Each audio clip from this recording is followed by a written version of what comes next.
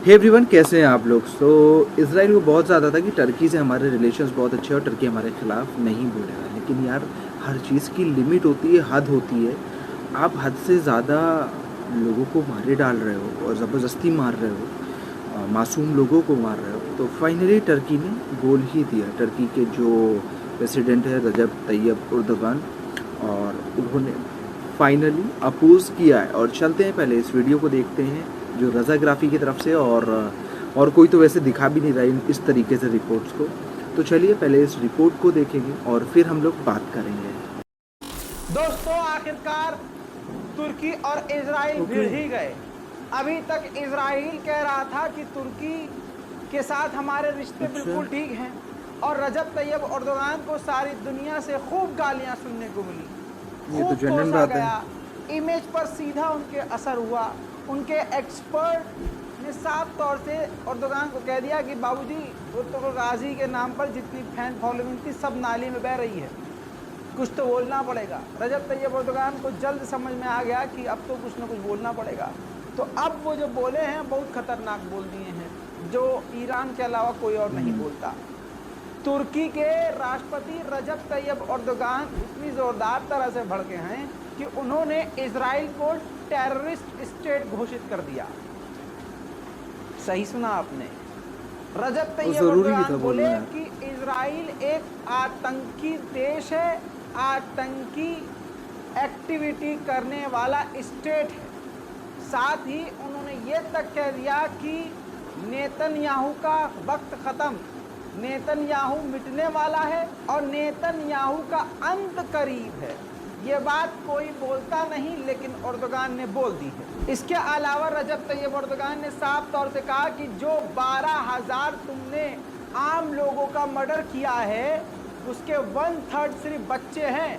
ये सिर्फ आतंकवादी ही कर सकता है। रजब तैयब एर्दोगान ने यह भी कहा कि मैं इजराइल से कहना चाहता हूं कि तुम न्यूक्लियर बम से धमका रहे हो, तुम्हारे पास न्यूक्लियर बम है, लेकिन जो भी है तुम जाने वाले हो नेतन्याहू, तुम्हारा समय खत्म हो चुका है। रजब तैयब एर्दोगान ने यह भी कहा कि जो लोग, जो कम्युनिटी, जो देश इजराइल के वॉर क्राइम को देखते हुए भी खामोश हैं, वो पूरी तरह से इजराइल के साथ। रजब तैयब एर्दोगान ने यह भी कहा कि इसी तरह से अगर वॉर क्राइम करता रहा, जेनोसाइड इजराइल करता रहा, तो सिर्फ हम नहीं, सारी दुनिया इजराइल को टेररिस्ट स्टेट की नज़रों से देखेगी। वहीं देखिए दोस्तों, जो बात मैं आपसे कई दिनों से कह रहा था, एर्दोगान ने भी कही। रजब तैयब एर्दोगान ने कहा कि जो यूएन है, यूनाइटेड नेशन है, वो खुद अपने लोगों को नहीं बचा पा रहा है, इतना आतंक मचा रहा है इजराइल। साथ ही रजब तैयब एर्दोगान ने एक बार फिर से ये बात कही जो मैं आपसे बात कहता रहता हूँ। अभी मैंने कल ही की रिपोर्ट में कहा था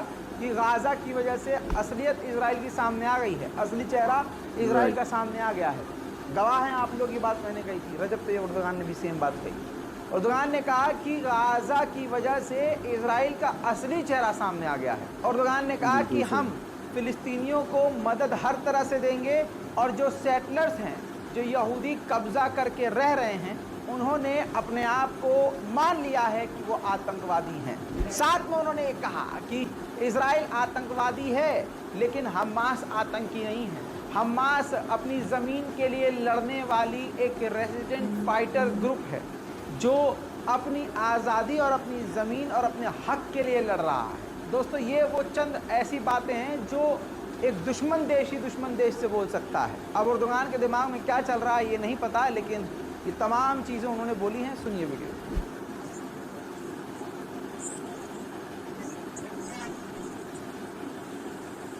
Ey İsrail, sende atom bombası, nükleer bomba var ve bununla tehdit ediyorsun.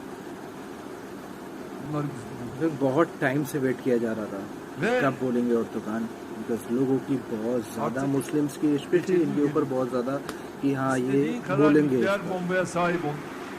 Neye sahip olursan ol, ama gidicisin. दोस्तों, खतरनाक रूप तुर्की के राष्ट्रपति रजब तैयब एर्दोगान का मुसलमानों के कोसने के बाद नजर आया है। मुसलमानों से इसीलिए कहता हूँ, बोला करो, मुंह खोला करो, लिखा करो। जिस भी ताकत का इस्तेमाल आप कर सकते हैं, लिखने की ताकत का, बोलने की ताकत का, शेयर करने की ताकत का, सोशल मीडिया की ताकत, फॉलो करो, रिएक्ट करो, दुनिया पर असर पड़ता है। इसके बाद दोस्तों इजराइल के प्रधानमंत्री नेतन्याहू इतनी तरह से बौखला गया, उसके तन बदन में आग लग गई। उसने तुरंत रजब तैयब एर्दोगान को जवाब दिया और साफ तौर से कहा कि ये आखिरी देश है जो हमको सिखा रहा है कि आतंकवाद होता क्या है। ये वो देश है, यानी तुर्की वो देश है जो अपने ही देश के बॉर्डर और गांव पर कुर्दिश लोगों पर हमला करता है और खुद को ये देशभक्त बताते हैं।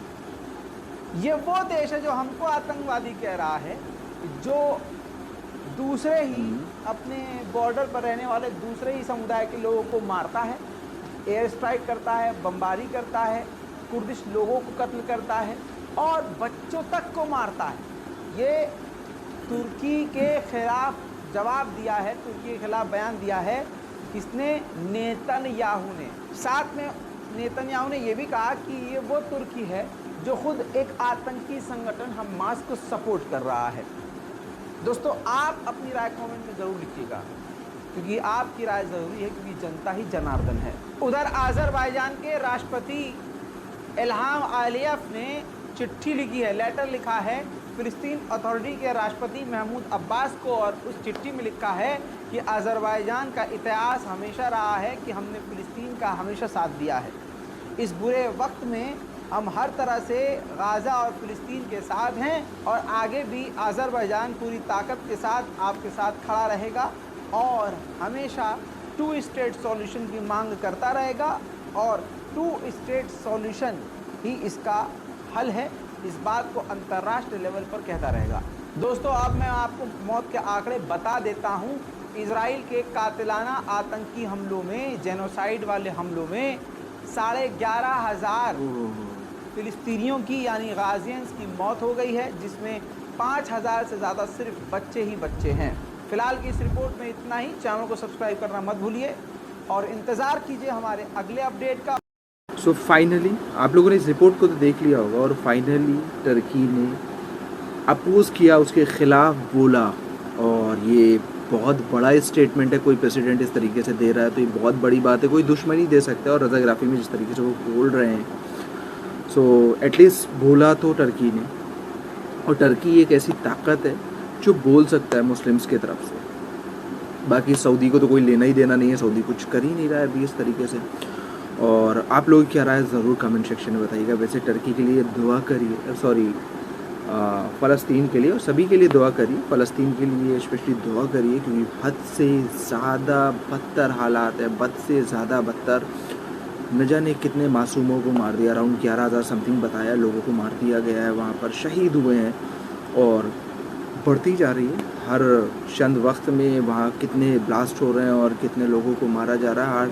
हर थोड़ी देर में लाशों की तादाद बढ़ती जा रही है। बस दुआ करिए अल्लाह से और जो बन सके आप वो करिए, उनके लिए दुआएं करिए, सपोर्ट करिए उन्हें। चलिए मिलते हैं नेक्स्ट वीडियो में। ख्याल रखिएगा आप लोग अपना।